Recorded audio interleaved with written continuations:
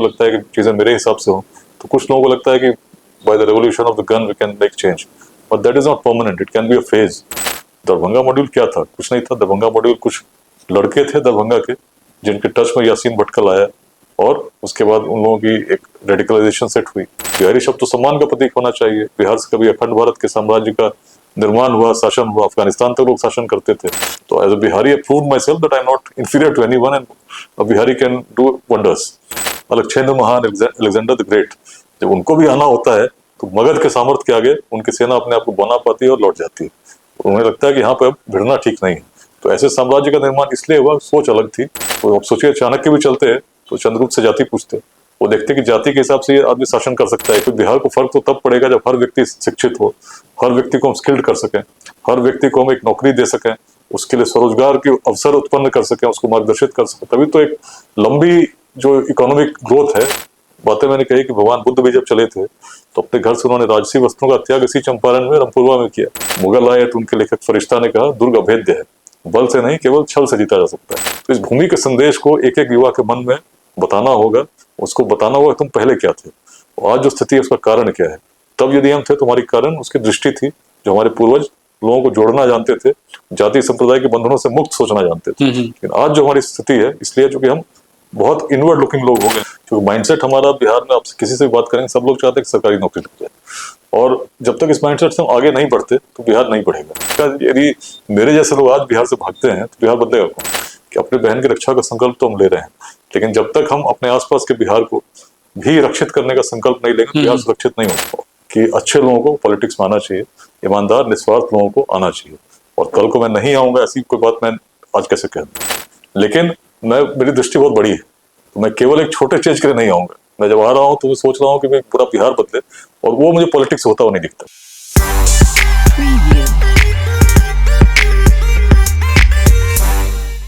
आज मैं काला चश्मा पहन के इस इंट्रो को शूट कर रहा हूँ, इसलिए क्योंकि बिहार में जो इलेक्शंस हैं वो तकरीबन 1 साल बाद हो जाएंगे, और 2025 में जब आप वोट करने की तैयारी कर रहे होंगे और नेता प्रचार प्रसार कर रहे होंगे, तो वो आपके सामने ऐसे वादे करेंगे, आपको इतने फॉल्स प्रॉमिसेस देंगे कि आपको लगेगा कि बिहार 5 साल में बिहार नहीं बर्मिंघम हो जाएगा। खैर, मेरे क्रिप करने का सिलसिला जारी रहेगा। फिलहाल आज हम एक ऐसे इंसान से मिलेंगे जिनको लगता है कि एंटरप्रेन्योरशिप के जरिए बिहार के युवा की भविष्य को बदला जा सकता है। बिहार में जो भी आज चल रहा है, जिस तरह की बेरोजगारी चल रही है, उसको हटाया जा सकता है। लेट्स इंस्पायर के मूवमेंट के तले आईपीएस विकास वैभव एक बड़ा काम कर रहे हैं। विकास सर, शुक्रिया। मतलब एक बड़ी कोशिश और एक बहुत लंबे समय के बाद हम लोग आपका इंटरव्यू करने में सफल हुए हैं। थैंक यू अग्री करने के लिए। सबसे पहले मेरा दिमाग तो कह रहा है कि मैं आपसे बहुत गंभीर सवाल पूछूं। आप इंसान भी बहुत गंभीर लगते हैं, लेकिन मैं चाहता हूं कि मैं वो सवाल आपसे पूछूं जो मेरा दिल चाहता है। सबसे पहला सवाल मेरा आपसे ये रहेगा कि जब पहली बार आपके ऊपर किसी नक्सली ने बंदूक ताना तो आपके दिमाग में क्या चल रहा था? पहली बार जब, इनफैक्ट बात है 3 सितंबर 2008 की, तो उस समय सुबह सुबह 5 बजे सामने एक स्कूल है सोली, रोहतास की पहाड़ी पर। जब पहुंचे थे तो मैंने देखा एक व्यक्ति एसएलआर लेके खड़ा है, और तनी हुई थी मेरे ऊपर ही। बट एसएलआर नॉर्मली जब थाने में भी आप जाते हैं तनी रहती है, और आपके ऊपर ही तनी रहती है जो भी आदमी सामने जाएगा। तो for a fraction of a second लगा कि एसपी तो जिले का मैं हूँ, और मैंने ड्यूटी किसी की लगाई नहीं। अचानक यहाँ संतरी कहाँ से आ गया? और तब जब तक समझते तो ड्राइवर चिल्लाया कि माओवादी है, और सबने तुरंत 1 सेकंड में ही समझ में आया कि अब प्राण संकट में है और जितनी जल्दी कवर लेना हो तो लेना होगा। तो यत्र तत्र जहां जिसको मौका मिला कूदने फानने लगे। मुझे याद है उस समय मेरे बगल में डीएफओ बैठे थे, सामने एएसपी थे, और विद इन अ मिनट सबने जब तक कवर लेते फायरिंग ऊपर से शुरू हो गई थी। That was my first encounter with which was very close, जिसमें आप कह रहे हैं सामने से था। तो पहले जब सामने से तना हुआ दिखा था तो समझ में आया ही नहीं कि क्या है, लेकिन जब तक समझ में आया तो बहुत जल्दी ही समझ में आया, और immediately we could take cover और फायरिंग शुरू हो गई। उसके बाद जब घर गए तो घर वालों का पहला रिएक्शन क्या था? नहीं, घर वालों का पहला रिएक्शन तो खैर उससे पहले ही होना था। तो आप ये समझिए कि जब फायरिंग हुई थी उससे मैं करीब पिछले 10 मिनट में 1000 गोलियां चली थी दोनों साइड से, और बस गोलियों की आवाज आ रही थी। और कभी इधर देखते थे कभी उधर देखते थे कि अभी तक तो सब कुछ ठीक ही लग रहा है। आसपास भी देखते थे, लोग दिख रहे थे कि हाँ लोग फायर कर रहे हैं। तो अगले करीब आप समझिए कि 10 दिनों तक वो गोलियों की आवाज कहीं ना कहीं कान में घुसती रहती थी। इट वॉज सो क्लोज, बार बार लगता था कान के बगल से गोली चल रही है, वैसा हो रहा है। और ये एनकाउंटर के बारे में मैंने लिखा भी है। तो घर में लोगों का रिएक्शन बड़ा वही था कि कहाँ कहाँ चले जाते हो, क्यों चले जाते हो, प्राणों को संकट में डालने की क्या आवश्यकता है, मर जाओगे तो कोई पूछेगा नहीं। लेकिन मन कहता था नहीं, ईश्वर साथ में है और जो मैं कर रहा हूँ मेरा कोई स्वार्थ नहीं है, तो निश्चित है मैं सफलता जरूर मिलेगी। कभी किसी आतंकवादी से मिले हैं आप?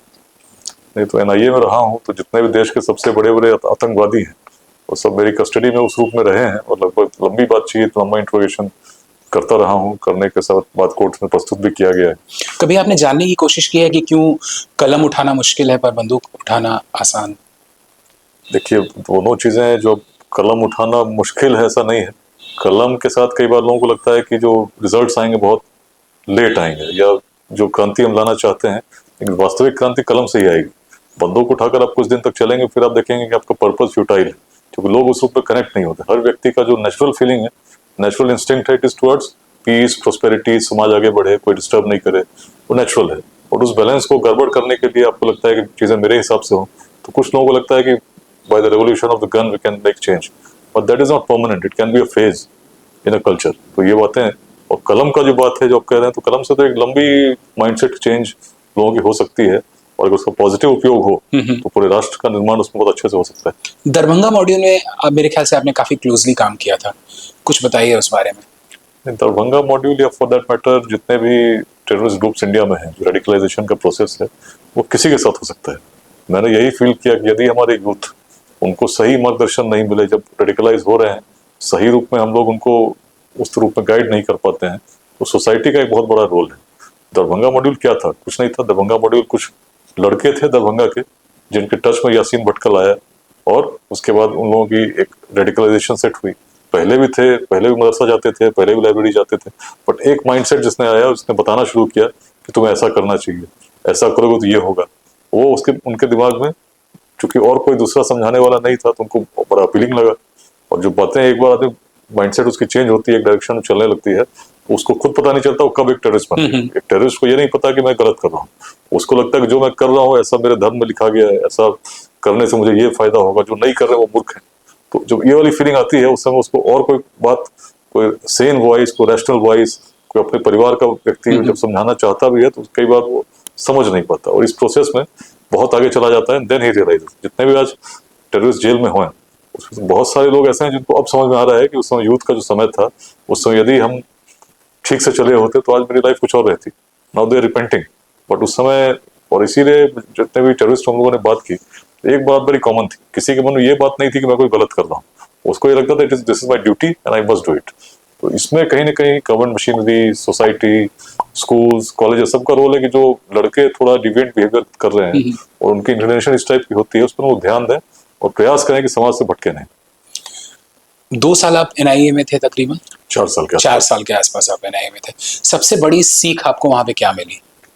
सीख यदि सबसे बड़ी क्या सीखा आपने वहां पे सबसे ज्यादा? सबसे बड़ी सीख तो यही मिली कि टेररिस्ट कोई भी बन सकता है। मतलब anyone who is having that feeling कि मुझे कुछ उस रूप में एक इंस्पिरेशन उसको मिलता हो कि मैं बिल्कुल अपने धर्म को लेकर चलूं और किसी और की बात नहीं सुनता है, ही becomes a follower of someone who is totally radicalised, तो ये हो सकता है।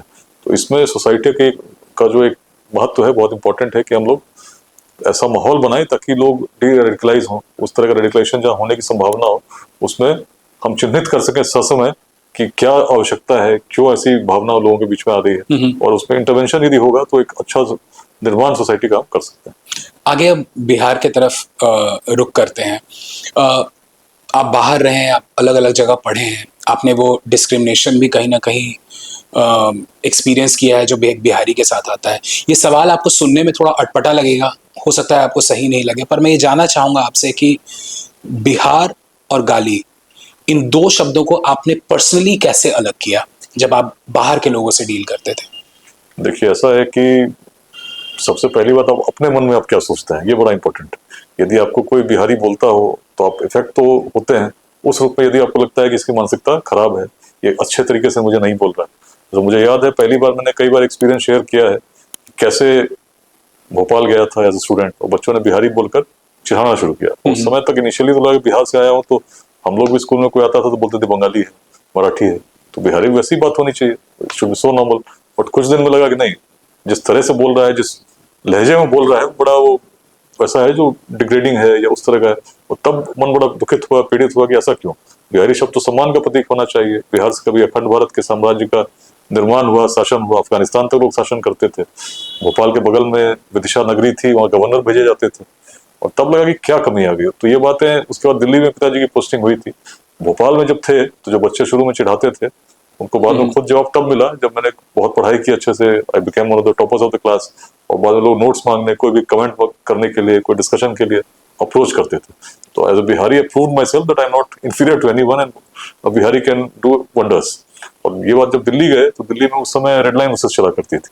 तो जो कंडक्टर थे अधिकांश उसमें हरियाणा से होते थे, उस साइड से। तो बड़े जो भी कोई ऐसा निरीह प्राणी चढ़ता हुआ दिखा तो बोला ये बिहारी। वो बिहार का है या नहीं है मतलब नहीं है, but the way they used to say. और तब मन कहता कि यार बिहार की ऐसी दुर्गति क्यों हो गई, क्यों हमारे लोग इस तरह से आज छोटे से रोजगार के लिए उनको बाहर जाना पड़ता है। तो तब से ही मन में एक भावना और बढ़ता गया कि क्यों ना बिहार के लिए मैं कुछ कर सकूं जीवन में। जो 9th क्लास में बात आई थी, दिल्ली आए, तब मैंने देखा। और तब जब अपने लोगों को देखता तो बड़ी मन में पीड़ा होती कि भाई हम क्या कर सकते हैं as a Bihari, what I can do to restore that glory of Bihar, जो कभी प्राचीन काल में जिसके लिए हम जाने जाते थे। यात्रा वहीं से चल रही थी, चलती शुरू हुई। उसके बाद IIT की मैंने तैयारी शुरू की कि अच्छे कॉलेज में जाएंगे। जैसे 9th में था तो मुझे लगा सबसे अच्छा पढ़ूंगा, लोग रिस्पेक्ट करेंगे। तो IIT जाऊंगा तो एक इंटेलेक्चुअली लोग रिस्पेक्ट करेंगे, जानेंगे। तो IIT की मैंने तैयारी की और बड़ी अच्छी परीक्षा हुई थी 97 में। लेकिन पेपर लीक हो गए, और पेपर लीक हुए तो उसका केंद्र बिहार था। केम लाइक अ शॉक कि जब भी बिहार को मैं सोचता हूँ, मैं तो उसको एक बड़ी इंटेलेक्चुअल भूमि के रूप में देखता हूँ, जहाँ उपनिषद की दृष्टि हुई, जहाँ विश्वविद्यालय स्थापित हुए, which had a different thinking from the rest of the world, जहाँ वैशाली स्थापित हुई, which was the first republic of the world, जहाँ पर हमने जीरो दिया पूरे विश्व को, जिस पर पूरी आज साइंस एंड टेक्नोलॉजी आधारित है। तो नए निर्माण की भूमि, कुछ नए सृजन की भूमि, कुछ नए अपवाद प्रस्तुत करने की भूमि, जहाँ नंद वंश का उदय हुआ, जो सबसे निम्न वर्ग से लोग थे शासक बन सकते हैं, ऐसी परिकल्पना पूरे विश्व में कहीं नहीं पाई। लेकिन बिहार में उसको सार्थक होते सिद्ध होते पाते हैं। और ऐसे साम्राज्य का निर्माण होते देखते हैं कि जब अलक्षेंद्र महान, अलेक्जेंडर द ग्रेट, जब उनको भी आना होता है तो मगध के सामर्थ्य के आगे उनकी सेना अपने आप को बना पाती है और लौट जाती है। तो उन्हें लगता है कि यहाँ पर अब भिड़ना ठीक नहीं है। तो ऐसे साम्राज्य का निर्माण इसलिए हुआ, सोच अलग थी। उस समय के तत्कालीन जो विश्व था उसमें बिहार की एक अलग सोच के कारण, एक अलग दृष्टि के कारण उसका महत्व अलग था, उसकी ख्याति अलग थी। इतनी ख्याति थी कि वियतनाम 1500 वर्षों तक, 2nd सेंचुरी से 17th सेंचुरी तक, उस चंपा के नाम से जाना गया, जो एक विश्व का प्रमुख व्यापार का केंद्र था, जिसके अवशेष आज भागलपुर में पड़े हैं। तो we were a different people. लेकिन आज यदि हम बिहार के लोगों को देखेंगे तो सबसे बड़ी बात जो आपस में हम देखते हैं, जातिवाद। 4 लोग भी मिलेंगे तो उनके मन में होगा दूसरा व्यक्ति किस जाति का है, उसके हिसाब से तय करते हैं कि मेरी इससे दोस्ती होनी चाहिए कि नहीं बिल्कुल होनी बिल्कुल, चाहिए। ये व्यक्ति कैसा सोचता है या क्या सोचता होगा, इसकी कल्पना भी उस हिसाब से तय करते हैं किस जाति का है। और ये बात बिहार में प्राचीन काल में अगर रही होती तो आप सोचिए, चाणक्य भी चलते तो चंद्रगुप्त से जाति पूछते, वो देखते कि जाति के हिसाब से ये आदमी शासन कर सकता है कि नहीं। इस सोच से हम बहुत आगे प्राचीन काल में जा चुके थे। लेकिन आज कुछ ऐसे लोग हैं जिनको उसमें अपना स्वार्थ सिद्ध होता दिखता है, चाहते हैं समाज इसी रूप में बटा रहे, और बटे हुए खंड खंड बटे समाज में हम स्वार्थ सिद्धि करते रहें। इसके कारण हमारे युवा दिग्भ्रमित होते हैं। और एक बड़ी संख्या में भी इलेक्शन हुआ था, आप देख रहे थे किस प्रकार से। आप इलेक्शन में सोशल मीडिया पोस्ट पढ़िए तो आप देखेंगे हर व्यक्ति लगा हुआ है कि मेरी जाति के वोट मेरी जाति कितने हैं, बिल्कुल, मेरे जाति के कितने लोग चुने गए, कितने को टिकट मिला, कितने लोग सफल हुए, कितने लोग मंत्रिमंडल में गए। इससे बिहार को क्या फर्क पड़ता है?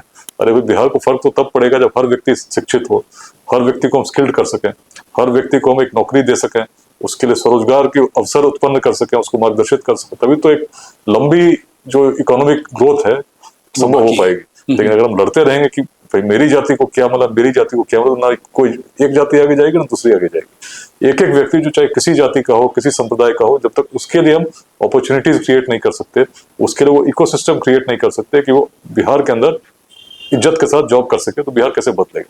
तो इसी सोच को लेकर मैं प्रयास कर रहा हूँ बहुत लोगों को जोड़ने का, ऐसे लोगों को जोड़ने का जो बिहार को कुछ देना चाहते हैं। क्योंकि मैं मानता हूँ कि समाज को नुकसान दुर्जनों के दुष्कृत्यों से उतना नहीं होता जितना सज्जनों की निष्क्रियता से होती है। और ये प्राचीन काल से हम देखते आ रहे हैं बिहार में, जो अच्छे लोग जुड़ते हैं, किसी ऐसे ध्येय को लेकर जुड़ते हैं जिसमें स्वार्थ नहीं हो, राष्ट्र निर्माण उसका विषय हो, और मन में कुछ भी इस प्रकार के योगदान देने की तत्परता हो, तो बड़े बड़े कार्य हुए हैं। जितने भी लोग बिहार को बदलना चाहते हैं, मेरा उनसे एक सवाल जरूर रहता है कि आप कैसे इतने श्योर हैं कि बिहार के लोग बदलना चाहते हैं? देखिए, मैं तो इस रूप में कहूंगा कि बिहार का इतिहास प्रमाण है। बिहार के इतिहास में पाएंगे जो आचार्य चाणक्य की बात हुई, जिस समय न रोड थे, न टेक्नोलॉजी थी, न सूचना कैसे तंत्र थे, लेकिन अफगानिस्तान के पार तक हम लोगों को जोड़ पाए थे क्योंकि हमारी सोच बड़ी थी। कनेक्टिंग की जो कैपेसिटी थी इसलिए थी क्योंकि हम भेदभाव से परे सोचना जानते थे। वेदांत की भूमि रही है जिसमें भेदभाव से परे जो चिंतन है प्राचीन काल में समाहित था। जातियां बिहार में थी, लेकिन जैसा जातिवाद आज हम देखते हैं तब रहा होता तो जो अपवाद हम प्रस्तुत कर सके नहीं कर पाते। अभी एक तो इतिहास की बात हुई, दूसरे जो परिवर्तन मैंने होते हुए देखे अपने सर्विस लाइफ में, तो इतिहास की दृष्टि, विरासत की दृष्टि, इसका प्रयोग मैंने भली भांति किया। और बगहा में रहा जहाँ एसपी था, उसको लोग मिनी चंबल के रूप में पत्रकार कहते थे, यूनिवर्सिटी ऑफ क्राइम भी कहा यूनिवर्सिटी ऑफ जाता क्राइम कहा जाता था। और अब तो मुजफ्फरपुर के हैं तो मुजफ्फरपुर ही उसका मंडल का हेडक्वार्टर था। और मुजफ्फरपुर तो हेडक्वार्टर बगहा से ट्रेन जाती हो, कोई गाड़ी से जाना पड़ता हो, तो लोग बिल्कुल डरते थे क्योंकि किडनैपिंग वहाँ पूरी गाड़ी की भी हो जाती थी, सारे पैसेंजर्स की कोई किडनैप हो गए। और पेमेंट के लिए रैंसम कॉल नहीं आता था, कोई व्यक्ति घर पे चिट्ठी देने आता था, इंस्टॉलमेंट तक में पेमेंट की सुविधा थी। और पुलिस ने बहुत ऑपरेशन चलाए, तो व्हाइट पैंथर, ब्लैक पैंथर, लेकिन जंगल पार्टी, किडनैपिंग के मामले में मुझे लगता है कि काफी आगे थे बिहार के क्रिमिनल्स। आप जैसे कह रहे हैं इंस्टॉलमेंट वाली फैसिलिटी, जो फैसिलिटीज थी, लिस्ट बन के आती थी, कितना पैसा देना है, इतना अनाज देना है, इतने चांद मार्का की लुंगी देना है, तो ह्यूज लिस्ट। और लास्ट में लिखा रहता था इंस्टॉलमेंट में भी पेमेंट की सुविधा है। लेकिन उस इकोनॉमी में यदि आप देखें जो डकैतों की चल रही थी, दो बड़े महत्वपूर्ण बातें थी। एक था कि गन्ने की खेती होती थी, हम लोगों ने चिन्हित किया करीब 320 एकर्स ऑफ लैंड इन 2006-7, जिसमें डकैत गन्ना लगाते थे। या तो सरकारी जमीन थी या किसी की ऐसी जमीन थी जिस पर उनका कब्जा नहीं था, डकैतों ने उसको अपने कब्जे में लिया हुआ था। और ये जो पैसा था इससे गैंग सस्टेन हो रहे थे, और साथ में जो लोग किडनैप होते थे इन्हीं खेतों में रखे जाते थे। तो ये जो पूरा इकोसिस्टम था उसमें आप देखते थे कि डकैत थे, उनके खेत भी थे, इन खेतों पर भी खेती होती थी, उनके बच्चों की शादी भी होती थी, कुछ के बच्चे चुनाव भी लड़ते थे। एक तो विधानसभा तक का चुनाव उन्होंने लड़ा और मुखिया वगैरह बन ही जाते थे। इस परिस्थिति में बदलाव कैसे आएगा जब अब एक सिस्टम चल रहा हो जहाँ किडनैपिंग भी चल रही हो, खेती भी चल रही हो, और समाज में उसकी एक्सेप्टेंस भी हो। तो समाज की जो सोच थी उसको बदलने की भी आवश्यकता थी, और डकैतों की इकोनॉमी को भी नष्ट करने की आवश्यकता थी। दोनों काम हम लोगों ने साथ में किया। एक तो जो गन्ना था, जो अवैध था, उसको हम लोगों ने अनक्लेम प्रॉपर्टी कहा और उसका कटवाना शुरू किया। उसके क्लेमेंट नहीं थे, सरकारी खजाने में जमा हुआ, तो वर्ष 2006-7 में 25 लाख से अधिक राशि सरकारी खजाने में आई। साथ साथ जो माइंडसेट था, लोग कहते थे महर्षि वाल्मीकि की भूमि है, ऐसी बात लोग करते थे। इसलिए कहते थे कि चंपारण में हम लोग जानते हैं कि वाल्मीकि आश्रम भी बगल में है, और लोग कहते थे कि तब से अपराध चल रहा है। तो इस सोच को बदलने के लिए फिर मैंने लोगों से बात करना इस रूप में प्रारंभ किया कि पुलिस के बहुत सारे ऐसे लोग होते हैं जो एसोसिएशन बिल्डअप करके चुनाव लड़ते हैं, अन्य काम नहीं करते, उनको हम लोग इसमें एंगेज किया, because they are very good convincers. जब इलेक्शन जीत सकते हो तो और भी कुछ कर सकते हो। तो हमने कहा पुलिस के लिए इतना करो, तुम डकैत के परिवारों से जाकर बात करो, उनको समझाने की कोशिश करो कि रत्नाकर यदि रत्नाकर ही रहे होते तो विश्व किस वाल्मीकि को जानता। इसी भूमि ने सिद्ध किया कि एक रत्नाकर वाल्मीकि बन सकते हैं, जो आप कह रहे हैं, मैं नहीं कहता, आप कहते हैं इस तरह की बात। तो इस भूमि का संदेश परिवर्तन का है। अब और बातें मैंने कही कि भगवान बुद्ध भी जब चले थे तो अपने घर से उन्होंने राजसी वस्त्रों का त्याग इसी चंपारण में, रामपुरवा में किया। तो आज भी परिवर्तन का संदेश कहीं ना कहीं इस भूमि में स्थापित है, विद्यमान है, उसको समझने की जरूरत है। और यदि जो लोग मुख्य धारा से भटके हैं मुख्य धारा में शामिल हो जाएंगे तो अपनी भूमि के संदेश को सार्थक करेंगे, और पुनः शांति जब यहाँ स्थापित होगी तो लोग उनको एक अलग दृष्टि के साथ देखेंगे, जिस दृष्टि के सम्मान के साथ देखेंगे, और जो आज तिरस्कार का भाव है उनसे लोग डरते हैं, उस प्रकार का भाव समाप्त हो जाएगा। आपको लगता है कि बिहार में कभी एक ऐसा समय आएगा जब यहाँ अपराध खत्म तो बिल्कुल नहीं हो सकता है, लेकिन अपराध जो है वो काफी कम होगा? नहीं, बिल्कुल। जैसे बगहा की अपने बात की, बगहा में 150 किडनैपिंग प्रति वर्ष होती थी जो रजिस्टर होती थी। बाकी बहुत लोग रजिस्टर करते भी नहीं थे, वो मान चुके थे कि दिस इज आवर फेट। तो इसमें जब इस प्रकार की हम लोगों ने बातें की, मन की बात मन को छूती है, निस्वार्थ मन की बात बिल्कुल छूती है, और डकैतों तक कुछ हुए। और 26 बड़े गैंग्स ने सरेंडर किया और उसके बाद संख्या शून्य पर आ गई। तो बगहा का जो क्राइम पैटर्न था, जिसको यूनिवर्सिटी ऑफ क्राइम कहते थे, और disappeared within no time. Similarly Rohtas में उग्रवाद की जो समस्या थी उसको मैंने देखा कि पहले डकैतों का कब्जा था, डकैत जब हटे नक्सली आ गए। इतना प्राचीन रोहतास का किला राजा हरिश्चंद्र के पुत्र रोहिताश्व के नाम पर सारे आदिवासी गर्व करते थे कि हमारे वंश, हमारे पूर्वज हैं। उरांव, खरवार सभी लोग मानते थे हमारा उद्गम स्थल है, और उस किले की ऐसी प्रतिष्ठा थी। लेकिन स्थिति क्या थी, वहां न कोई जा सकता था। वहां पहले 95 में एक मर्डर हुआ, उसके बाद लोगों ने जाना बंद कर दिया, और तिरंगा तक नहीं लहराया था। नक्सल वहां ट्रेनिंग कैंप लगाया करते थे। तो चीजें कैसे बदली, गोलियां की बात मैंने की, कैसे गोलियां चली थी, लेकिन बदलाव तब आया जब लोगों से हम लोग कनेक्ट होने लगे। और लोगों से हम लोग कनेक्ट हुए उसी दृष्टि के साथ कि आप कहते हैं कि हमारे पूर्वज इतने यशस्वी थे और रोहतास किले को तब स्थापित कर सकते थे जब ऐसी टेक्नोलॉजी नहीं थी। मुगल आए तो उनके लेखक फरिश्ता ने कहा दुर्ग अभेद्य है, बल से नहीं केवल छल से जीता जा सकता है। If your ancestors were so great, तो तुम में क्या कमी है, तुम क्या नहीं कर सकते। और दृष्टि बदलने के लिए इतिहास का तो हमने बात की ही की, साथ में हमने कहा कि रोहतास किला एक बड़ा पर्यटक स्थल बन सकता है। और उस समय जब ये बातें हम कर रहे थे तो हम लोगों ने बड़े बड़े होर्डिंग्स लगाए पूरे शहर में, डेहरी, सासाराम, जीटी रोड, कि रोहतास पुलिस सबका स्वागत करती है रोहतास किले पर। और ये तब जब 2002 में डीएफओ शहीद हुए थे, 2006 में डीएसपी शहीद हुए थे, कई वर्ष पुलिसकर्मी शहीद हो रहे थे, लैंडमाइन ब्लास्ट हो रहे थे, मुझ पर भी गोलियां चली थी, लेकिन हम आमंत्रित कर रहे थे। लोग हंसते थे कि भाई अब क्या कर रहे हैं, जहाँ कोई जा नहीं सकता, जो लोग डर से जाएंगे नहीं, उसके लिए आप लोगों को आमंत्रित कर रहे हैं। अब तो रोहतास काफी लोग जा रहे हैं, तो मतलब हम लोगों ने उसमें मीडिया टीम स्पेशली बुलाकर पुलिस एस्कॉर्ट में हम ले के गए थे ताकि लोग रोहतास के किले की फोटोज लें और लोगों को दिखाएं कि यहाँ पर क्या धरोहर पड़ी हुई।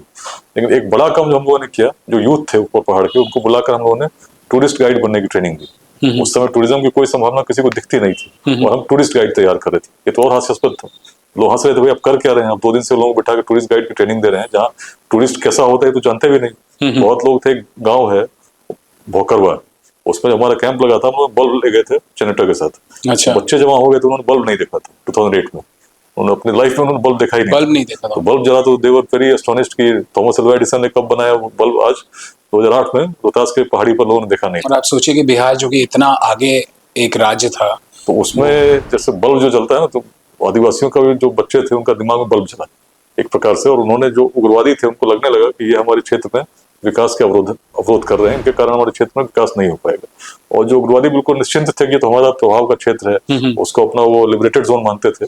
जब उनसे प्रश्न होने लगे हर गांव में, तो they were very taken by surprise कि ये क्या हो रहा है। उन्होंने कई आदिवासियों की हत्या भी कर दी और उसके बाद ऐसा दबाव आदिवासियों ने बनाया कि सभी को शस्त्रों के साथ सरेंडर करना पड़ेगा। तो this is one change which happened, जब लोग जगे, इतिहास की दृष्टि के साथ जगे। और बगहा में भी मैंने देखा जो भूमि का संदेश था, जो उसके इतिहास का हमने स्मरण किया, चीजें बदली। रोहतास में मैंने देखा और तब मुझे लगने लगा बिहार, इसके इतिहास की यदि बात करें तो ज्ञान की भूमि थी, जहाँ ऑक्सफोर्ड और कैम्ब्रिज की कल्पना से पहले नालंदा विक्रमशिला स्थापित थे, लोग पूरे विश्व से आते थे। आज छोटे से कोचिंग के लिए लोग कोटा जाना चाहते हैं। तो इस भूमि के संदेश को एक एक युवा के मन में बताना होगा, उसको बताना होगा तुम पहले क्या थे और आज जो स्थिति है उसका कारण क्या है। तब यदि हम थे तो हमारी कारण उसकी दृष्टि थी, जो हमारे पूर्वज लोगों को जोड़ना जानते थे, जाति संप्रदाय के बंधनों से मुक्त सोचना जानते थे। लेकिन आज जो हमारी स्थिति है, इसलिए चूंकि हम बहुत इनवर्ड लुकिंग लोग हो गए हैं, आपस में संघर्ष में उलझे हुए हैं, तो आगे कैसे जाएंगे। और तब इन बातों को लेकर एक बड़ा अभियान चलाना चाहिए, जिसमें इतिहास की बातों को हम कहें, न केवल ज्ञान की भूमि थी, शौर्य की भूमि थी, जिसने मगध साम्राज्य को देखा, अखंड भारत का उदय देखा, और उद्यमिता की भूमि थी। तो 3 बिंदुओं को लेकर हमने कहा कि कैसा अभियान, जिसमें शिक्षा, समता और उद्यमिता, 3 मंत्र होंगे, जो बिहार के ही मंत्र हैं, जिसके कारण बिहार प्राचीन काल से अग्रणी रहा। इसी को पुनः स्थापित करने की आवश्यकता, और इसमें जब हम जोड़ेंगे तो धीरे धीरे कुछ लोग जुड़ेंगे, लेकिन जुड़कर यदि योगदान करने लगे तो एक बड़ा चेन होगा। और हम तो चाहते हैं कि बिहार के हर पंचायत में अध्याय स्थापित हो ऐसे लोगों का जो कंट्रीब्यूट करना चाहते हैं फॉर बिहार। वहीं से लेट्स इंस्पायर, तो लेट्स इंस्पायर बिहार की सोच यही है, जो बिहार की प्राचीन सोच है, ज्ञान, शौर्य, उद्यमिता की भूमि, जिसमें शिक्षा, समता और उद्यमिता मंत्र थे। उन्हीं मंत्रों को लेकर हम लोग बिहार को आगे ले जाना चाहते हैं। सर, आप जैसे एंटरप्रेन्योरशिप की बात करते हैं, बिहार में मेरा जो पर्सनल एक्सपीरियंस है वो ये है कि असली बेटा, असली बेटी, असली दामाद, असली बहू वही है जिनके पास सरकारी नौकरी है। आप जब लेट्स इंस्पायर की बात करते हैं, आप जब एंटरप्रेन्योरशिप की बात करते हैं, तो आपको एक अलग तरह का चैलेंज यहाँ पे महसूस होता होगा, क्योंकि एक हमारा पूरा जो एजुकेशन सिस्टम है वो नौकरी ओरिएंटेड है। बिल्कुल, ये बहुत बड़ा चैलेंज है, और इनफैक्ट बिहार के यूथ के लिए एम्प्लॉयमेंट अपॉर्चुनिटीज क्रिएट करने के लिए बहुत बड़ा चैलेंज है। क्योंकि माइंडसेट हमारा बिहार में, आप किसी से भी बात करेंगे, सब लोग चाहते हैं कि सरकारी नौकरी लग जाए, और जब तक इस माइंडसेट से हम आगे नहीं बढ़ते तो बिहार नहीं बढ़ेगा। क्योंकि पॉलिटिक्स को आप देखेंगे, पॉलिटिक्स में आप देखेंगे कितने पार्टीज हैं, तो कई बार वो बोलते हैं कि हम इतने लाख नौकरी देंगे, लेकिन अब ये सोचिए कि अगर किसी भी पॉलिटिकल पार्टी की सरकार आ जाए, कितनी भी नौकरियां दे दे, कितने नौकरी दे पाएंगे। बिहार की जनसंख्या लगभग 14 करोड़ है और 9 करोड़ लोग उसमें 30 साल से कम हैं। तो यदि हम चाहते हैं कि हर व्यक्ति को हम बिहार में ही नौकरी दे सकें, तो सरकारी नौकरी यदि हम सारी वैकेंसीज भर भी देंगे, नई क्रिएट कर भी देंगे, तो भी शायद 1%, बहुत अधिक हुआ तो 2% लोगों को हम नौकरी दे पाएंगे। इससे अधिक सरकार की कैपेसिटी नहीं है। लेकिन 9 करोड़ लोगों को नौकरी देना है, तो 15-20 लाख नौकरी से तो नहीं हो पाएगा। बिल्कुल तो बिल्कुल। हमको उतने अपॉर्चुनिटीज क्रिएट करने हो जो तभी संभव है जब इकोनॉमी हमारी ग्रो करे, उसमें इंडस्ट्रीज लगे, उसमें बिजनेस हो, कॉमर्स के अपॉर्चुनिटीज हो, और ये तभी होगा जब हमारे यूथ इनकी ओर आगे बढ़े। तो लेट्स इंस्पायर बिहार में, we are promoting our youth towards startups, towards having their own businesses, ताकि जब तक ऐसा नहीं करेंगे और इसको हम रेस्पेक्टेबल बनाएंगे। जैसे आज हम किसी गांव में बात करते हैं तो गांव में लोग कहते हैं भाई इस गांव से इतने आईएएस निकले, इस आईपीएस निकले, इतने डॉक्टर निकले, इतने इंजीनियर निकले, लेकिन ये बात कोई नहीं करता इस गांव से कितने एंटरप्रेन्योर, कितने entrepreneur। कितने लोगों ने फैक्ट्री सेटअप की, कितने को जो वास्तव में उस गांव को कुछ दे रहा है उसकी बात तो हो ही नहीं रही। हम बात करें उस आईएएस की, उस आईपीएस जो कहीं महाराष्ट्र में बैठ के काम कर रहा है, जो कहीं कुछ कर तो रहा है अपने लिए कर रहा है, उसके वजह से गाँव को क्या लाभ? गाँव को लाभ तो उस व्यक्ति से हो रहा है जिसने अपने कोई फैक्ट्री लगाई, उसमें अगर गाँव के 10 लोगों को नौकरी मिलती है तो is actually solving that whole problem. और इस कल्चर को जब तक हर पंचायत में हम लोग एक रेस्पेक्ट की भावना उस व्यक्ति के प्रति ज्यादा हो जो एम्प्लॉयमेंट अपॉर्चुनिटीज क्रिएट कर रहा है, जब हम कर पाएंगे कल्चरल शिफ्ट, और कल्चरल शिफ्ट के लिए हमें अपने यूथ को तैयार करना होगा, अपने पूरे सोसाइटी को तैयार करना होगा, उनको लगे कि वास्तविकता कहाँ पर है और कहाँ पे काम करने से बिहार आगे बढ़ेगा। तो इस पे लेट्स इंस्पायर बिहार के इस मूवमेंट में हम लोग फोकस कर रहे हैं। मैंने तकरीबन आपके बारे में काफ़ी रिसर्च किया है, स्टार्टिंग से आपके कई इंटरव्यूज़ देखे हैं, और आपने भी एक बार बोला था कि मैं काफ़ी ज़िद्दी हूँ। आपने एक इंटरव्यू में बोला कि मैं काफ़ी ज़िद्दी हूँ। ये ज़िद्दी लोग होते हैं ना, जैसे मैं भी थोड़ा ज़िद्दी हूँ, हमारे जो परिवार वाले होते हैं उनको बड़ी प्रॉब्लम होती है इस चीज़ से कि तुमको जो करना है तुम वही करोगे, तुम किसी की तो सुनोगे नहीं। इस ज़िद्दी होने के का जो खामियाजा परिवार को भुगतना पड़ता है, इसको आप कैसे एक्सप्लेन करते हैं अपने परिवार वालों को? नहीं देखिए, उसमें मैंने यही अनुभव किया ना कि परिवार वाले भी सेट हो जाते हैं तो कुछ समय के लिए उनको लगता है कि बड़ा अजीब चल रहा है, क्या ये समझेगा ही नहीं। जैसे मेरी अपने फादर से बड़ी बहस होती थी, बोलने का कोई फायदा नहीं है इस बात। पहले शुरू से बोलते थे कि बेटा तुम मतलब मेडिकल करो, डॉक्टर बनो, अच्छे पैसे कमाओगे। तो मेरा मन था कि इंजीनियरिंग करेंगे और जल्दी पढ़ेंगे, मेडिकल में लंबी डिग्री होती है और हो सकता है बाद में यूपीएससी भी करें। तो इस तरह की मन कहीं कहीं चल रही थी, तो मुझे नहीं, मुझे तो आईटी करना है, मैथ्स पढ़ना है। तो चलो पिताजी माने, लेकिन मुझे याद है अभी तक उनके इस मन की जो भावना थी उसका सम्मान करते हुए मैंने 11th में बायोलॉजी भी रखा था, तो बायो भी लिया था, मेडिकल की परीक्षाएं भी दी थी। 1-2 नंबर से मेरा एम्स का पेपर रिजल्ट छूटा, डीपीएमटी भी छूटा, लेकिन मेरे पिताजी जाते थे देखने कि मेडिकल में मेरा बेटे का हो गया, तब मैं खुश हो जाऊंगा, इसको मैं फिर समझाऊंगा कि बेटा तुम डॉक्टर बनो। लेकिन किस्मत में तो लिखा था कुछ और बनना है। तो आईआईटी गए, आईआईटी जब पहुंच गए पिताजी कहे कि तुम आईआईटी तो आ ही गए, लेकिन अब सरकारी नौकरी के चक्कर मत पड़ो, तुम चले जाओ विदेश, जाओ अच्छे से व्हाइट मनी कमाओ, बढ़िया से रहो and have a lavish life, बिना किसी चिंता के आराम से। मन में जब एक प्रकार का भाव घुस चुका था कि बिहार में बदलाव करना है, यदि हम चले गए तो कौन बदलेगा, सबके मन में यही भाव आया कि हम भी चले जाते हैं तो बदलेगा कौन। तो इस भाव के साथ मेरे मन में कुछ और भाव आ चुका था, और तब जब आए तो पिताजी ने कहा ठीक है तो कोई कॉर्पोरेट सॉफ्टवेयर में नौकरी करो, सरकारी सिस्टम से दूर रहो। लेकिन मन में था कि नहीं अब तो यूपीएससी करना है। और जब मेरी नौकरी लगी जर्मनी में कंपनी में लगी, इन्फोसिस में भी मेरे ख्याल से आपकी मल्टीनेशनल में लगी, इन्फोसिस की आप बात कर रहे हैं एग्जैक्टली। तो घर में और प्रेशर, और तब मैंने कहा कि ज्वाइन नहीं करूंगा, मैं तैयारी करूंगा। तो फिर और लगा कि नौकरी छोड़ के इतनी अच्छी तैयारी करोगे, होगा नहीं होगा क्या होगा। वहां तक भी बात ठीक थी। जब पहली बार नहीं हुआ, फर्स्ट अटेम्प्ट मैंने दिया, मेंस का रिजल्ट जब आया तो इंटरव्यू कॉल नहीं आया, तब तो घर मातम का माहौल था कि इसको पता नहीं क्या हो गया, लंबी अच्छी नौकरी छोड़ के यूपीएससी में लगा है और यहाँ तो सिलेक्शन में नहीं हुआ। और तब सोचे मुझ पर क्या प्रेशर रहा होगा कि अपनी जिद में लगा हूँ। और तब के एक बार तो मन को लगा कि चलो, तो उस समय मैंने एनटीपीसी का फॉर्म भरा था, और एनटीपीसी था कि ज्वाइन करना है नहीं करना मन में था। लेकिन दिनकर की एक कविता थी, और अधिक ले जांच देवता इतना क्रूर नहीं है, थक कर बैठ गए क्या भाई मंजिल दूर नहीं। और तब लगा कि जो भी बचपन से भी जो मैंने सोचा है समाज में कुछ देना चाहता हूँ, अगर आज झुक गए, आज हम कहीं और चले गए तो ये फिर तो कर ही नहीं पाएंगे। दिस इज द टाइम, और एक बार मेहनत करके झोंक दो।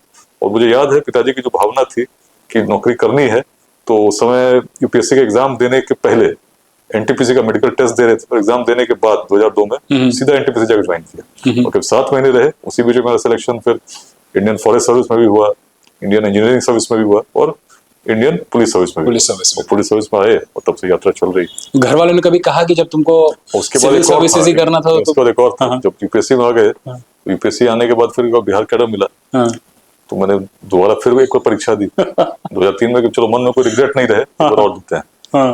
तो उसमें मेरी पहली बार रैंक आई थी 60, सेकंड टाइम 2003 वाला एग्जाम आई 62। इस बार मिल गया इंडियन फॉरेन सर्विस। तो पिताजी को फिर लगा कि अरे पुलिस मिला, और फिर मिल गया बिहार कैडर। बिहार जाओगे तो पोस्टिंग भी नहीं मिलेगी अच्छी, तो जहां से आते हो या जब तुम्हारा बैकग्राउंड बड़ी ईमानदार टाइप के आदमी हो, तुम भी सफर करोगे, कहीं कोने में पड़े रहोगे। और फॉरेन सर्विस इतनी अच्छी सर्विस से जाओगे, इन्वेस्टर बनोगे, ऐसा करोगे, तो फिर कहीं ना कहीं देखिए हर आदमी चाहता है कि भाई मेरा बेटा या मेरी बेटी बड़ा अच्छे से रहे और कंफर्टेबल रहे, खुद कोई चैलेंज नहीं ले, है ना, कुछ चैलेंज ले किसी और घर का ले, कि माँ बाप के लिए अलग बड़ा प्यारा होता है, उसको हाँ। लगता है कि मेरा बेटा जो है बड़ा कंफर्ट जोन में रहे, कंफर्ट जोन से बाहर निकलते हुए देखना नहीं चाहते। यही बेसिक जो थिंकिंग थी पेरेंट्स की या फादर की, यही थी। तो उसमें जब उनको लगा कि पुलिस सर्विस वो बिहार कैडर, तो उस समय मुझे याद है तब मैं आया था बिहार स्पेशली पुलिस एकेडमी से देखने के लिए, इतना कहा जा रहा बिहार मत जाओ, एक बार जाके देखें। तो बहुत समय से बिहार आए नहीं थे, पिताजी दिल्ली में थे, तो आए, और जब मैंने देखा पुलिस को तो मुझे लगा कि स्थिति उस समय बड़ी विषम थी, थानों में उतने रिसोर्सेज नहीं थे। ये कब की बात होगी? 2004 की बात में, 2004 की बात। और क्राइम भी बिल्कुल ऐसा था कि लोग बड़े निराश थे कि क्या होगा, परिवर्तन कैसे होगा बिहार। मैंने कहा यदि मेरे जैसे लोग आज बिहार से भागते हैं तो बिहार बदलेगा कौन।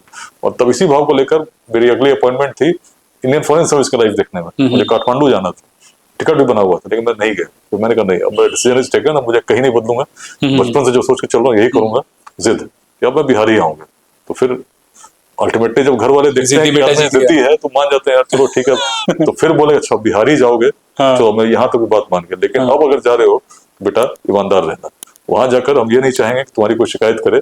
और तब ये मैंने कहा जी पिताजी आशीर्वाद दीजिए, मैं पूरी निष्ठा के साथ, ईमानदारी के साथ प्रयास करूंगा कि लोग पूरे परिवार पर आप पर गर्व करें कि उन्होंने ऐसा बेटा दिया है। दोस्तों ने कभी ये नहीं बोला कि जब तुमको यूपीएससी करना था, जब तुमको सिविल सर्विसेज ही करने थे, तो इंजीनियरिंग की सीट क्यों बर्बाद की, वो भी आईआईटी की? नहीं, ये कई बार लोग पूछते हैं कि आप आईआईटी गए क्यों गए। देखिए यात्रा है, और इसमें मैं कहता हूँ जिस समय आईआईटी जा रहा था उस समय ऐसा बिल्कुल कंफर्म नहीं था कि मुझे बाद में यूपीएससी ही करना है। लेकिन जो अनुभव हुए, जैसे आईआईटी जाने से पहले पेपर लीक हुए, तो मन में लगा बिहार में कुछ करना चाहिए, क्यों ऐसा हो रहा है, चीजें बदलनी चाहिए। आईआईटी जाने के बाद पिताजी उस समय दिल्ली में थे, पोस्टिंग बरौनी हो गई फिर से रिफाइनरी में। और तब जब फर्स्ट ईयर में घर आना था, लोगों ने मना कर दिया, घर से फोन आया कि मत आओ। मैं भी अचंभित था, क्यों नहीं। आप तब तक निकल चुके थे मेरे ख्याल से? नहीं, जाने वाले थे स्टेशन, तो फोन आया कि बेटा वहीं रुक जाओ, सामान पैक है। तो कहा गया बेटा लगन का समय चल रहा है, पकड़ के शादी हो जाती है। तो कहीं गलती से उसमें मेरी उम्र ऑलरेडी 17-18 साल की थी, और पकड़वा शादी का उस समय काफी बड़ा उस समय चल रहा था, ट्रेंड चल रहा था। तो एक महीने उस समय आईआईटी में रहे, इस डर से कि कहीं बिहार जाएंगे शादी हो जाएगी। तो उपनिषदों पर हाथ चला गया, और तब उपनिषद पढ़ने लगे। और तभी से कहीं ना कहीं वो दृष्टि आई कि बिहार तब ऐसा था तो ये था। और तब मुझे लगने लगे अगर अपने लिए नौकरी करते हैं तो केवल अपने लिए करेंगे, लेकिन यदि समाज में योगदान देना है तो I should go for civil services, जहाँ पर कम उम्र में at a leadership position you can actually impact society. और जब पिताजी उस समय जब बोलते थे कि बेटा तुम बिहार जाओगे पोस्टिंग नहीं होगी, मैं तो यही कह के आया था कि अगर एक दिन में किसी एक व्यक्ति का मैं थोड़ा सा भी उसको भला कर सका, कुछ गाइड कर सका, तो मेरा जीवन सार्थक है। मैं इसी छोटे से एक्सपेक्टेशन के साथ जा रहा हूँ। अपने लिए मुझे कोई स्वार्थ नहीं है, मुझे कुछ नहीं चाहिए, मुझे है बेसिक जो मेरी नीड्स है, एक सरकारी नौकरी में होती चली जाएंगी, और मुझे बस देना है, समाज को देना है। इसी भाव के साथ मैं बिहार आया था। तो मुझे आज बड़ा अच्छा लगता है कि जहाँ भी रहा उस भाव के साथ चलता रहा हूँ, आगे भी चलने की इच्छा है, और जहाँ भी रहा हूँ कुछ ना कुछ मैंने वहाँ योगदान उस रूप में दिया जिसको बिल्कुल ऐसा था जिसको लोग असंभव मानते थे, संभव होते हुए मैंने देखा है। मुंबई से लेकर बस्ती तक, कनाडा से लेकर कंकड़बाग तक, और मुजफ्फरपुर से लेकर कन्याकुमारी तक मेरे जितने भी दोस्त हैं, उन्होंने मुझसे एक सवाल जरूर पूछा जब मैंने ये पॉडकास्ट शुरू किया, विकास वैभव को कब लेके आ रहे हो?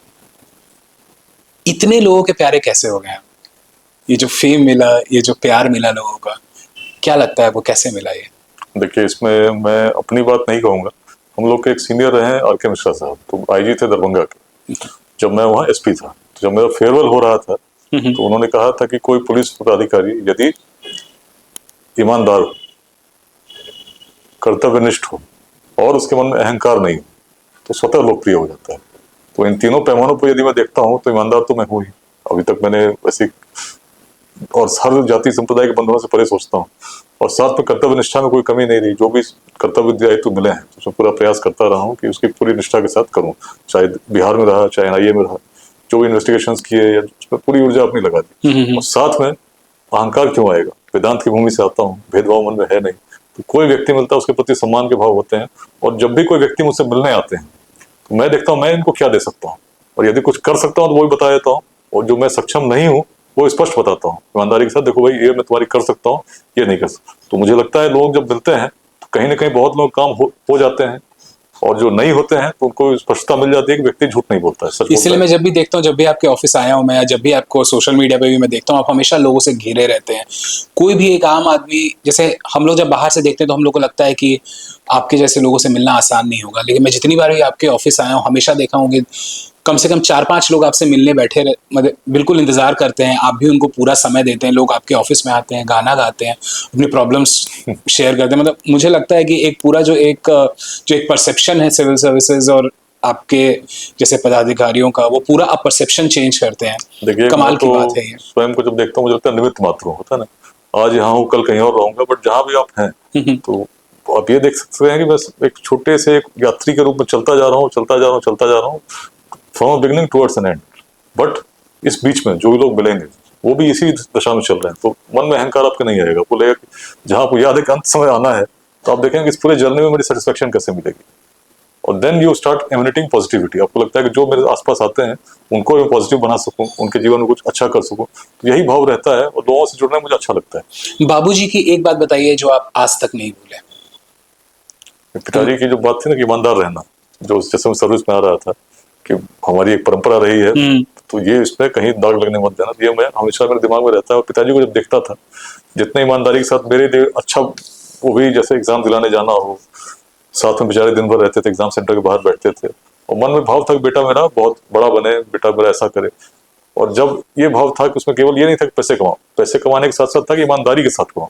जब विदेश जाने की बात करते थे या कॉर्पोरेट सेक्टर में जाने की बात करते थे, कि उनको लगता था कि ये होना चाहिए, लेकिन जब उन्हें लगा कि बेटे ने चुन लिया है कि पुलिस सेवा में जाएगा, तो उन्होंने फिर उस बात को कहा कि बेटा ईमानदार रहना। तो उन्होंने भी अपने जीवन काल में पूरे समय वैसे ही रहे, मेरे दादाजी भी वैसे ही रहे, फ्रीडम फाइटर थे और मन में एक उच्च आदर्श को लेकर चलते थे। तो यही भाव उन्होंने कहा कि इनको आने वाली पीढ़ियों में भी हमारी जनरेशन में चलता रहे। एक सीरियस सा सवाल पूछना चाहूंगा आपसे, ये देश औरतों की इज्जत क्यों नहीं कर पाता है? देखिए, इसमें ऐसा नहीं है कि इज्जत नहीं कर पाता। अगर सांस्कृतिक दृष्टिकोण से जाएंगे तो हम पाएंगे कि हमारे देश में महिलाओं का सम्मान प्राचीन काल में उस रूप में बहुत स्थापित रहा है। उस हिसाब से तो और उस हिसाब से औरतें काफी प्रैक्टिकली आप देखें तो बहुत समय ऐसा आता है कि हमारे आसपास महिलाओं पे कोई कमेंट करता है, हम चुप हो जाते हैं, कुछ रिएक्ट नहीं करते हैं। और सोशल मीडिया फिल्म्स, एक अलग जनरेशन। लेकिन पुराने समय में जब जाते हैं सोचते हैं हमारे लोग कैसे थे, किसी स्त्री का सम्मान कैसा था, एक अलग दृष्टि हम पाते हैं। तो कहीं ना कहीं हम जो भी ट्रेंड है या जो भी चीजें चल रही हैं उसमें जो हमारी मूल सांस्कृतिक अवधारणा है उससे हम भटक जाते हैं। उसमें एक सामंजस्य जब आएगा, जब हम अपने लोगों को अपने कल्चर से जोड़ेंगे, तो अपने आप ऑटोमेटिकली सम्मान जगेगा। और इसमें हर व्यक्ति का दायित्व। अभी रक्षाबंधन में मैंने एक संदेश दिया था कि अपने बहन की रक्षा का संकल्प तो हम ले रहे हैं, लेकिन जब तक हम अपने आसपास के बिहार को भी रक्षित करने का संकल्प नहीं लेंगे, बिहार सुरक्षित नहीं हो सकता। तो हर व्यक्ति को देखना हो कि हमारे आसपास किस प्रकार के लोग हैं, किस प्रकार की सोच है। यदि कोई आपके सामने एक अशुभनीय टिप्पणी करता है तो वो प्रतिकार करना चाहिए। यदि आप कुछ गलत देखते हैं तो आपको वहां पर बोलना चाहिए।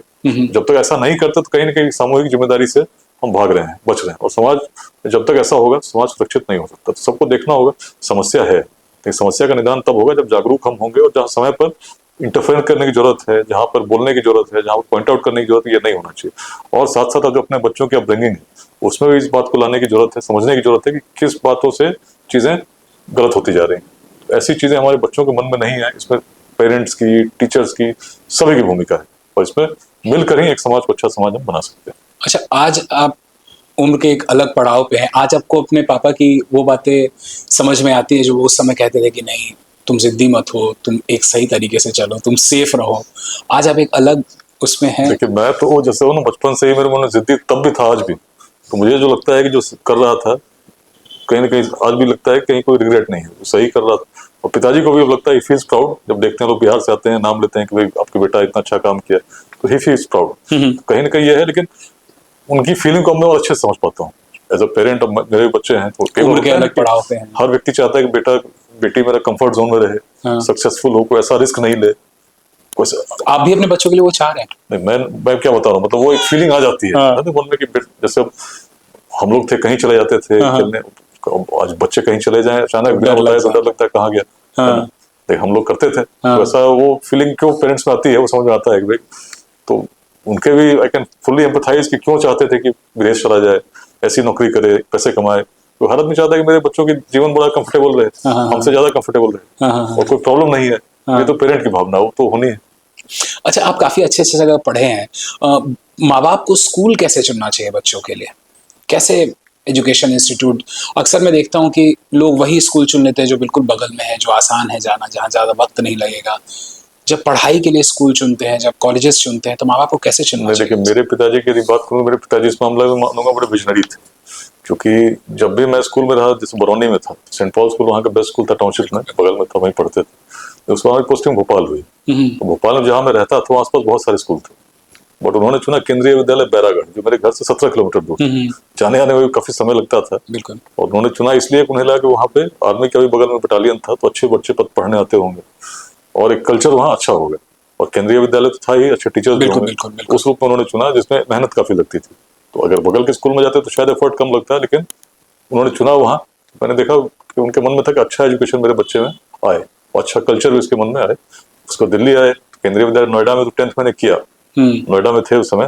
लेकिन जब 11th-12th करने की बारी आई तो मेरा तो मन तो यही था कि केंद्रीय विद्यालय में रहा हूँ, इससे मैं 11th-12th भी करता हूँ, बहुत एफर्ट नहीं लेगा, आईटी की तैयारी भी साथ में करूंगा। तब उन्होंने कहा नहीं, सरदार पटेल विद्यालय दिल्ली का one of the best schools है, लोधी स्टेट, तो आप वहाँ पढ़ाएंगे। तो उसमें पढ़ी, एंट्रेंस एग्जाम देना पड़ा। मुझे याद है उस समय करीब 2000 बच्चों ने दिया था। बिल्कुल बिल्कुल। और 40 लोग सेलेक्ट हुए थे। दिल्ली में आज भी वही स्थिति है। तो 40 लोग सेलेक्ट हुए थे और मुझे भी पड़ा था कि भाई कैसे इतना दूर दिल्ली जाऊंगा। नोएडा सेक्टर 55 में रहते थे उस समय, और उस समय बसेस की जो कनेक्टिविटी थी वैसा उतनी अच्छी नहीं थी नोएडा तो उसमें बिल्कुल। और सरदार पटेल का पहला बस जो है 95 में शुरू हुआ नोएडा आना, वो भी सेक्टर 19 में आता था, अट्टा के पास। अट्टा के पास, तो अट्टा जो मोड़ था उसी के पास बस आती थी। आप समझिए उसके लिए क्या था। मेरे पिताजी सेक्टर 55 से सुबह स्कूटर पे शिव मंदिर एक जगह है नोएडा में, सेक्टर 22 शिव मंदिर सेक्टर वहाँ ड्रॉप करते थे। वहां से मैं ब्लू लाइन बस में बैठता था और फिर अट्टा ड्रॉप होता था सुबह। वहां से तीसरी बस स्कूल बस ले जाती थी, और जब लौटता था शाम में तो फिर वैसे ही आप समझिए कि फिर अट्टा आए, फिर दूसरी बस में बैठे और फिर तीसरी बस से अपने घर पहुंचे और फिर वहां से थोड़ी दूर पैदल आए।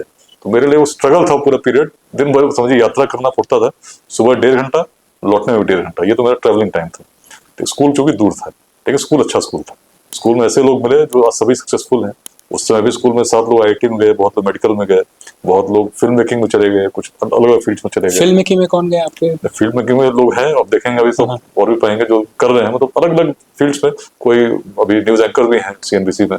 तो ऐसे लोग मेरे स्कूल में, कुछ लोगों ने अपने स्टार्टअप्स लगाए। तो सब लोग उसमें अलग अलग टाइप के। एक अच्छा स्कूल नजरिया। सरदार पटेल के गिरीश कर्नाड जी सरदार पटेल के थे, नंदिता दास भी सरदार पटेल के थे, एक्टिंग में लोग गए। बहुत सारे लोग स्कूल से रहे हैं, जडेजा स्कूल के, उसी स्कूल के थे। तो एक मन में आपको भी कुछ करने की जो भावना आती है, स्कूल का कल्चर बड़ा अच्छा था। स्कूल बड़ा एक परसेप्शन, माइंड को खोलता है, एक्सपोजर लाता है। और उसमें सरदार पटेल की बातें, फिर स्कूल का अपना एक कल्चर, इथोस, तो आपको एक ओवरऑल अपब्रिंगिंग में बहुत मदद करता है। 11th का फिजिक्स का पेपर याद है आपको? जी बिल्कुल याद है। सरदार पटेल में ही था, नए स्कूल में गए थे और पहली बार फेल हुए थे। स्कूल में कुछ और चल रहा था, हमारे टीचर थे वो भी आईआईटी दिल्ली से पढ़ी हुई थी, तो उनका लेवल कुछ और था, मेरा लेवल कुछ और था। और एक ब्रिलियंट्स का कोर्स आता था, उसका लेवल कुछ और था। तो सामंजस्य अचानक होता है कि इतनी चीजें एक आ जाए तो आप बिल्कुल घबरा जाते हैं। तो ऐसा ही कुछ हुआ। But then one gains his composure, gains his balance, and then looks कि मेरा एम क्या है, क्या करना चाहिए, और उसके बाद फिर वो अपने आप को एडजस्ट करता है। तो सीखने का मौका था, सीखे। कानपुर ने क्या सिखाया आपको? एक कमाल का शहर है, मैं सुनता हूँ कि वो शहर जो पूरी जिंदगी के लिए लोगों को तैयार कर देता है। कानपुर में मतलब एक तो जमीन से जुड़ना। जो आईआईटी कानपुर में जब रहे तो मैंने देखा उस समय, अब आईआईटी कानपुर थोड़ा चेंज हुआ है, बट उस समय इट वाज टोटल ओपन, कोई भी आ सकता था, कोई भी जा सकता था। तो गांव के लोगों से भी बातचीत होती थी, लोग से एक कल्चर को बहुत नजदीक से समझने की कोशिश। और मेरे लिए व्यक्तिगत रूप से वही समय था जब बिहार जाना मना हो जाता था शादी के समय, कानपुर में रहना पड़ता था। और तब कानपुर के आसपास गंगा घाट पर बैठते थे बिठूर में और सोचते थे। और तब जब सोचते तो हिस्ट्री से मेरा कनेक्ट और बढ़ता चला गया। तब अपने आप को जब देखते मुझे लगता है कि मैं तो एक टाइमलेस ट्रैवलर हूँ, कभी किसी और जन्म में भी आ रहा होऊंगा, तब कैसे लोग थे।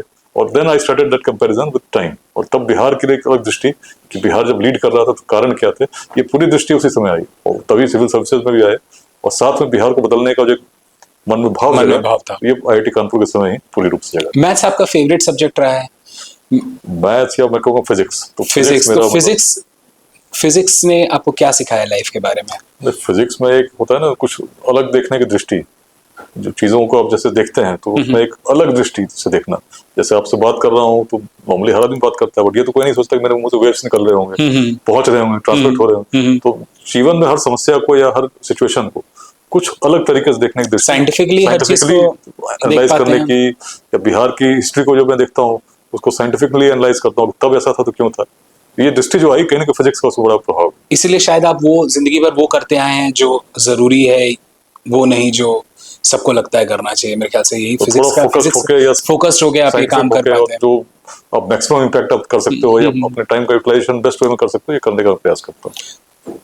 अभी थोड़ी देर पहले मैं आपके ऑफिस से बैठा हुआ था, मैंने सुना सब मुझसे यही सवाल पूछते हैं और मैं आपसे भी यही सवाल पूछना चाहूंगा कि क्या कोई पॉलिटिकल एम है आपका? क्या हम आपको देखेंगे आज नहीं, कल नहीं, 5 साल बाद, 4 साल बाद आपको हम मेन स्ट्रीम इलेक्शंस में देखेंगे कभी? देखिए, बहुत स्पष्टता के साथ एक बात तो मैं बता दूं, इलेक्शंस मैंने लड़े हैं। आईआईटी कानपुर में जब था तो मैं हॉस्टल का प्रेसिडेंट था। हाँ। और जब फर्स्ट ईयर में था तो अनअपोज लड़ा था, अनअपोज जीता था। सेकंड ईयर में जब प्रेसिडेंट बना तो इलेक्शन हुए और हिस्टोरिकल मार्जिन से आईआईटी कानपुर में उसमें मैं जीता था। तो पहले भी लड़ा हूँ, लेकिन अभी जो बिहार की जो स्थिति है, जो अभी मैं कर रहा हूँ, इसके इलेक्शन से कोई लेना देना नहीं। अभी जो मैं कर एक बड़े प्रयास में लगा हूँ। मैं मानता हूँ कि अच्छे लोगों को पॉलिटिक्स में आना चाहिए, ईमानदार निस्वार्थ लोगों को आना चाहिए। और कल को मैं नहीं आऊंगा ऐसी कोई बात मैं आज कैसे कह दूं। लेकिन अभी जो वर्तमान स्थिति है, जो मैं देखता हूँ, मैं ये देखता हूँ कि यदि कुछ अच्छे लोग बिहार में पॉलिटिक्स में आते भी तो वो बदलाव नहीं संभव होगा, क्योंकि सिचुएशन ऐसा है, इकोसिस्टम ऐसा बना हुआ है जिसमें जाति, संप्रदाय, इन भेदों से ऊपर लोग सोचते नहीं। तो जब तक समाज में एक बड़ा बदलाव नहीं आएगा, बिहार की पॉलिटिक्स की नेचर चेंज नहीं होगी, तो अच्छे लोगों के आने से इम्पैक्ट नहीं होगा। इसीलिए एक बड़े प्रयास में ये लगाऊं कि हमारे यूथ समझें कि बिहार को आवश्यकता क्या है, और जो एक बड़ा चेन रिएक्शन होगा। तो एक टारगेट लेके मैं चल रहा हूँ कि 2028 तक बिहार के हर पंचायत में लेट्स इंस्पायर बिहार के चैप्टर्स बन जाएं। लोग हमारे बिहार के डेवलपमेंट के लिए कंट्रीब्यूट करने लगे बियॉन्ड पॉलिटिकल इंटरेस्ट, अपने बिहार को आगे बढ़ाने के लिए। क्योंकि बिहार में हर चीज में पॉलिटिक्स घुस जाती है। जैसे कुछ अच्छा भी आप करो तो लोगों को लगता है कि चुनाव लड़ेगा। तो अक्सर आप देखते हो टीवी पे या अलग अलग मीडिया चैनल डिबेट चलता रहता है, क्या इस पार्टी में जाएंगे, उस पार्टी में जाएंगे। बेगूसराय में बड़ा कार्यक्रम हम लोगों ने किया था दिसंबर में, तो सबको लगे निश्चित ये लोकसभा के लिए शक्ति प्रदर्शन कर रहे हैं। अरे मैं तो ये कर रहा हूँ, मैं तो बिहार के हर व्यक्ति को जोड़ना चाह रहा हूँ, और शक्ति प्रदर्शन इस रूप में करना चाहता हूँ कि हर जिले में बड़े बड़े कार्यक्रम। बेगूसराय का तो पहला कार्यक्रम था, उसका आरा में भी हुआ। अभी हम रोहतास में 1 दिसंबर को करेंगे, छपरा में 8 को करेंगे, वैशाली में करेंगे। बिहार के हर पंचायत में जुड़ना चाहता हूँ, और इसलिए जुड़ना चाहता हूँ बिहार में बड़ा बदलाव आए। पॉलिटिक्स से बदलाव आता है, लेकिन पॉलिटिक्स से बदलाव तब आता है जब समाज उसके लिए तैयार हो जाए। लेकिन जब आपके जैसे लोग पॉलिटिक्स में जाएंगे, इतना जिन्होंने काम किया है, तो पॉलिटिक्स तो कम से कम पूरा राज्य नहीं, जिस शहर से आप जाएंगे वो शहर तो कम से कम बदल ही पाएगा। डेफिनेटली बहुत बदलाव आएगा, ये तो मैं मानता हूँ। और मैं कह ही रहा हूँ कि अच्छे लोग जो आएंगे, निस्वार्थ जो आएंगे, अच्छा पॉजिटिव चेंज आएगा। लेकिन मेरी दृष्टि बहुत बड़ी है, तो मैं केवल एक छोटे चेंज के लिए नहीं आऊंगा। मैं जब आ रहा हूँ तो मैं सोच रहा हूँ कि मैं पूरा बिहार बदले, और वो मुझे पॉलिटिक्स होता हुआ नहीं दिखता, केवल पॉलिटिक्स। वो पॉलिटिक्स में अच्छे लोग आने चाहिए, लेकिन साथ साथ एक समाज को तैयार करना होगा। तो एक व्यापक तैयारी, जिसमें अपने जीवन काल में 2047 तक विकसित बिहार बने, मैं उसकी तैयारी कर रहा हूँ। इसके लिए गाँव में हमारे एंटरप्रेन्योर्स बन सकें, हर पंचायत में स्टार्टअप्स लग सकें, हमारी यूथ की सोच अलग हो, केवल शिक्षा डिग्री प्राप्त करने के लिए नहीं हो, स्किल्स एक्वायर करने के लिए हम शिक्षित हो। ये सोच, एक अलग दृष्टि हमारे लोगों के मन में जागृत हो। इसके लिए ऐसे लोगों को इंस्पायर करने का काम कर रहा हूँ, ताकि हमारे मेंटर्स तैयार हो जो समाज को आगे ले जा सके। एक बड़ा काम है जो पॉलिटिक्स से बहुत बड़ा है। आपके ही लाइन पे एक और नेता है जो बिहार में काम कर रहे हैं, प्रशांत किशोर। क्या उनके बारे में आपका क्या नजरिया है? मैं अपने काम मेरे लाइन पे कर रहे, तो ऐसा मैं नहीं, मैं तो बिहार की दृष्टि लेके चल रहा हूँ। मेरी दृष्टि में मेरी है, बिहार में जो शिक्षा, समता, उद्यमिता के मंत्र प्राचीन बिहार से रहे हैं, और बिहार इसलिए अग्रणी था, तो उन्हीं मंत्रों को मैं लेकर चल रहा हूँ। अब बिहार की भावना थी कि जाति संप्रदाय से परे सोचना, तभी नंदवंश स्थापित हुआ, तभी वैशाली स्थापित हुई, जिसमें 7,707 गणराजा चुने जाते थे बिना किसी जाति के आधार पर। ये थोड़ी था कि इस जाति के इतने गणराजा होंगे, इस जाति के इतने गणराजा होंगे, कोई हर जाति से आते थे और योग्यता के साथ चुने जाते थे। आचार्य चाणक्य ने भी जब चुना तो उन्होंने चंद्रगुप्त की योग्यता देखी, जाति नहीं देखी। लेकिन यदि कोई व्यक्ति बात करे कि भाई इस जाति को इतने टिकट देंगे, इस संप्रदाय को इतने टिकट देंगे, तो बिहार की सोच है ही नहीं। बिहार की सोच तो इससे आगे थी, और बिहार को आगे यदि बढ़ाना होगा, जिस व्यक्ति के मन में इस प्रकार के भाव होंगे, तो बिहार को ले जाने के इन चीजों से ऊपर उठने की बात करेगा। ये नहीं कहेगा कि भाई इस संप्रदाय को इतना मिलना चाहिए, इस संप्रदाय को इतना मिलना चाहिए, इस जाति को इतना मिलना चाहिए। इसमें एक तुलना मैं इसलिए कहीं करना नहीं चाहता। मैं तो बस बिहार की दृष्टि लेकर चलता हूँ, जो समझता हूँ वही बताऊंगा। और यदि कोई कहता है कि बिहार में इस प्रकार से चुनाव होने चाहिए, इस प्रकार से हम इतने सीट ले आएंगे, तो उसका लक्ष्य केवल चुनाव जीतना हो सकता है। बिहार बदलने का लक्ष्य केवल उसी व्यक्ति का होगा जो बात करेगा कि हम जाति संप्रदाय से मुक्त जब तक बिहार के चिंतन को नहीं ले जाते, जो हमारे पूर्वजों का चिंतन था, उस प्रकार के चिंतन के लिए अपने युवाओं को प्रेरित नहीं करते, तो हम बिहार को बदलते हुए नहीं देख सकते। इसी भाव को लेकर मैं चल रहा हूँ। बहुत अच्छा लगा आपसे बात करके मुझे। जाने से पहले हमारा एक सेक्शन है रैपिड फायर का, जो कि ठीक 5 मिनट लेगा। चंद शब्दों में सिर्फ आपसे जवाब चाहेंगे, काफी इंटरेस्टिंग है। क्या कानून के हाथ सच में लंबे होते हैं? देखिए, कानून यदि उसमें किसी से आसक्ति नहीं हो, किसी से बैर नहीं हो, उसके जो पालक होते हैं तो निश्चित बहुत लंबे होते हैं। सबसे अच्छी पुलिस पर बनाई गई फिल्म कौन सी देखी है आपने? गंगा जल। सबसे अच्छी पोस्टिंग आपकी कौन सी रही है? सबसे अच्छी पोस्टिंग बघा, मतलब बघा सबसे पहली पोस्टिंग थी मेरी, इंडिपेंडेंट पोस्टिंग, उसी को मैं मानता हूँ। उसके बाद फिर रोहतास। क्या पत्नी से लड़ाई में कभी आप हारे हैं? पत्नी से कौन जीत सकता है? पत्नी के सामने सभी। क्या आप घर में बनाई चोर पड़ता है। पुलिस खेलते हैं? नहीं, घर में जब पत्नी है तो पत्नी सर्वोपरि है, तो उनकी बात तो चलेगी। घर में किसका कानून चलता है, आपका या आपके परिवार वालों का? तो इसमें संशय कहाँ है? क्या ये बात सही है कि अपराधी अपना निशान हमेशा छोड़ जाते हैं? बिल्कुल, कहीं ना कहीं कुछ ना कुछ तो उसका रहता है, ये तभी इन्वेस्टिगेट करके प्राप्त हो पाते हैं। जनता की पुलिस को लेकर सबसे बड़ी गलतफहमी क्या है? कि पुलिस में जो लोग होते हैं भ्रष्ट होते हैं, तो सभी पुलिसकर्मी भ्रष्ट नहीं होते। अनेक लोग हैं इसी समाज से आते हैं, उनके मन में भाव है समाज को देने का। एक इन्वेस्टिगेशन सीन पे आज तक आपको सबसे अजीब चीज क्या दिखी है? कोई चीज, कोई ऐसी कोई चीज मिली हो जो आपको लगा हो कि ये यहाँ पे क्या कर रहा है? नहीं, बोधगया का ब्लास्ट हुआ था। बोधगया ब्लास्ट में हम लोगों ने जब पूरे प्रेमाइसेस का सर्च किया था, तो एक कपड़ा वॉल के पास मिला जो साधु का वस्त्र था, बौद्ध गेरुआ वस्त्र था। तो देखकर बड़ा अजीब लगा कि गेरुआ वस्त्र को यहाँ क्यों फेंक के चला जाए। और बाद में सीसीटीवी से हम लोगों ने एनालाइज किया तो पाया कि यही व्यक्ति था जो टेररिस्ट आए थे, इसी वस्त्र को उन्होंने पहना हुआ था। और बाद में उसकी डीएनए जब टेस्टिंग हुई तो मैच भी कर गई। तो वो सरप्राइजिंग इनिशियली लगा था, लेकिन इन्वेस्टिगेशन आप कुछ अजीब देखते हो तो वही लगता है। वो पीस ऑफ जो गेरुआ वस्त्र पड़ा हुआ था वो हमारा सबसे बड़ा एविडेंस बना कन्विक्शन करने में। क्या आपको कभी लगा है कि बिहार नहीं आना चाहिए था? नहीं, बिहार तो निश्चित आना चाहिए था। और मैं आने वाले, अगर पुनर्जन्म भी हो, मैं चाहूँगा बिहार भी आऊँ और फिर एक बार बघा भी जरूर जाऊँ। बहुत बहुत शुक्रिया, बहुत अच्छा लगा आपसे बात करके। Thank you.